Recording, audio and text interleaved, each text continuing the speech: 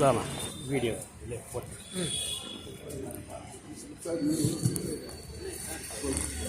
அன்பார்ந்த ரோப்பேட்டை நகைச்சுவையாளர் மன்றத்தைச் சேர்ந்த அத்துணை பேர்களுக்கும் சீஃப் கெஸ்ட் உள்ளிட்ட அத்துணை பேர்களுக்கும் என்னுடைய பணிவார வணக்கத்தினை நான் தெரிவித்துக் கொள்கிறேன்.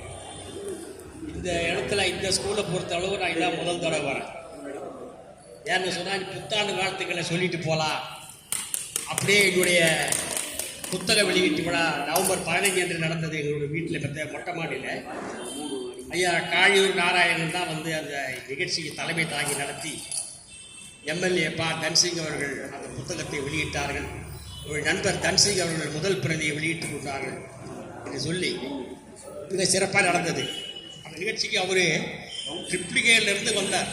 அவ்வளோ தூரம் வந்துட்டு திரும்ப ஆட்டோவில் 7 மணிக்கு மேலே போனாருக்கும் போது ரொம்ப அந்த இன்வால்மெண்ட்டு அதை நம்ம ஒன்றும் அடிச்சிக்க முடியாது. அவர் சொல்லி வராது. அந்த உடம்புலேயே ஊறி இருக்கிற இன்வால்மெண்ட். இப்போ கூட சொன்னார் அவர் பேசுகிற போது இந்த க்ரௌன் பற்றி சொன்னார். க்ரௌன் பற்றி சொல்லுகிற போது ஷேக்ஸ்பியர் அந்த காலத்தில் வந்து ராஜாக்கள் இருந்த காலம், மாணார்கள் இருந்த காலத்தில் வந்து அந்த க்ளவுன்ஸை அப்பாயிண்ட் பண்ணுவாங்க. க்ளவுன்ஸ்ன்றவங்க வந்து வேடிக்கை காட்டுவான், கேலி பண்ணி சிரிப்பார்கள், ராஜாவை சிரிக்க வைப்பா. ஆனாலும் கூட க்ளவுன்ஸ்ன்றவன் அறிவாளி, முட்டாள் கிடைக்கும். ஆகவே நகைச்சுவையாளர் மன்றத்தில் இருந்து இந்த மாதிரி பேசுகிறவர்கள் கூட அறிவாளிகள் தான். அந்த அர்த்தத்தில் தான் அவர் க்ளவுன்ஸ் கூட எடுத்து வந்தார்னு நினைக்கிறேன் நான். இப்போ நம்ம ராஜாக்கள் காலத்திலே கூட கிருஷ்ணதேவராயர் காலத்திலே பார்க்கிற போது கூட விகட கவி என்றால் இருந்தார்கள் என்றால் இந்த நகைச்சுவைகள் அவர்கள் கொள்ள வேண்டும் என்ற காரணத்தினாலே தான். இப்போ லண்டன், பாரிஸ், சில நகரங்களில் பார்க்குற போது ஹாஸ்பிட்டலில் வந்து ஹியூமரிஸ்ட் அப்பாயிண்ட் பண்ணுறாங்க. இது தெரியுமா? அது அந்த ஹாஸ்பிட்டலில் ஹியூமரிஸ்ட் வந்து டெய்லி ஹியூமர் பேசிக்கிட்டே தான் இருக்காங்க. ஏன்னா அது கொஞ்சமாவது நோயாளிகளை குணப்படுத்தும் என்ற நம்பிக்கை அங்கே இருந்தது. இங்கே கூட சில ஹாஸ்பிட்டலில் ஹியூமரிஸ்ட்டை வச்சு பண்ணுறாங்கன்றதான் தெரியுதுன்னு சொல்லி இந்த புத்தாண்டில் சொல்லும் போது நம்ம வந்து எப்படி நடந்துக்கணும் எல்லாம் சிலதெல்லாம் சொன்னாங்க.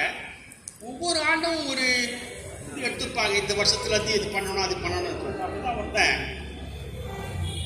இந்த புத்தாண்டுலேருந்து நான் சிகரெட் குடிக்கிறத விட்டுட்டாங்க. 2 நாள் பொறுத்து பார்த்தாக்கா அவன் சிகரெட் என்னங்க புத்தாண்டு சிகரெட் குடிக்கிறத விட்டுறது போறீங்களாங்க? அது புத்தாண்டு இன்னைக்கு கிடையாதுன்னு சொன்னான்.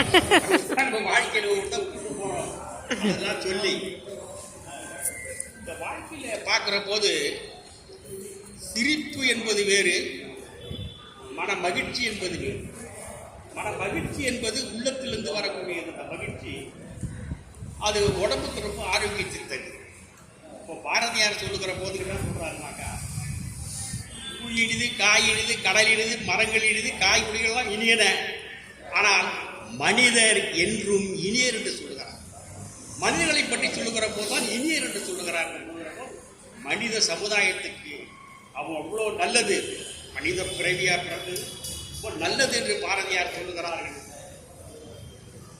வள்ளுவர் சொல்லுகிற போது சொல்லுகிறார், தூங்குவது போலும் சாக்காடு. மனுஷன் தூங்குவது போலும் சாக்காடு சத்தமாக இருக்கிறானே. இன்னும் சொல்றார், இன்று இருப்பான் நாளை இல்லை என் பெருமை உடைத்து உலகு. உலகத்தில் எந்த கவிஞருமே வந்து சாவை கூட ஒரு பெருமையாக சொன்ன கவிஞர் வந்து வள்ளுவன் தான். இவ்வளோ வீப்பு பேசிட்டு போனா, இவ்வளோ வீராப்பா போனா, இவ்வளோ இருமாப்போட போனா. நேற்று இருந்தாயா? நேற்று சாயந்தரம் பார்த்தாங்கடா இல்லை காலையில். இதுதான் மனித வாழ்க்கை. அதை நினைச்சிட்டு பண்ணா நான் காலையில் ஏற்படி ஆகி நம்ம தப்பிச்சோடு. ஏன்னா ஜெமிகிரகம் சொன்னா ஒரு பேட்டியில் 70 ஆண்டுகளுக்கு மேலே வயசு 70 ஆயிடுச்சு. எப்படி சொல்றாரு? 70க்கு மேலே வேற வரக்கூடிய எல்லா மாதங்களும் எல்லா நாட்களும் கிரேஸ் டேஸ்ன்னு சொன்னார். ஆனால் 76 வயசுல அவர் இறந்து போறார். எதுக்கு இப்போ வயசு 76 ஆகும்?